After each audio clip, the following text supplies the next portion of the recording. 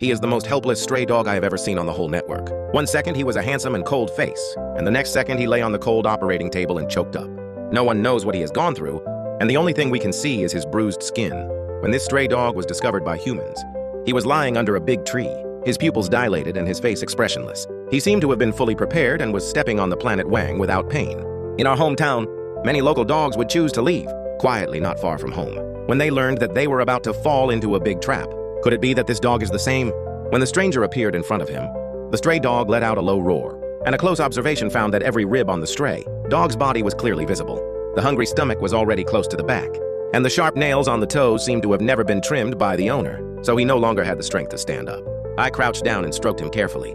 The dog was terrified, afraid that my appearance would hurt him. In order to appease the stray dog's emotions, I could only strengthen the courage to stroke his little head. Afraid of whatever came, and the stray dog's roar scared me back again and again. It's not worth it if he bites me during the new year. The onlookers next to me were calming the dog's emotions with dialects. We don't know if the stray dog could understand or not. Anyway, his emotions were relieved. Then I took advantage of his inattention and covered the stray dog's sight with my coat.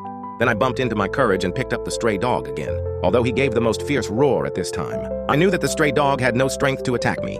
When I picked up the stray dog, I took 3 steps, and 2 steps to carry the stray dog to the car as quickly as possible. The stray dog stayed in the car and got up and wanted to leave.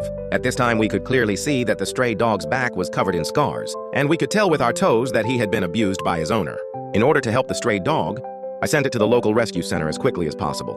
Here, the stray dog was properly housed, and delicious dog food was prepared for him. He carefully ate the food in front of him. Maybe it was the most delicious food he had eaten since he was homeless, and even the plate was licked clean by him. After eating and drinking enough, the staff at the rescue station examined the stray dog's body and found that there was a lot of weeds in his stomach, and both hind legs had been broken. The staff speculated that he may have been run over by a car,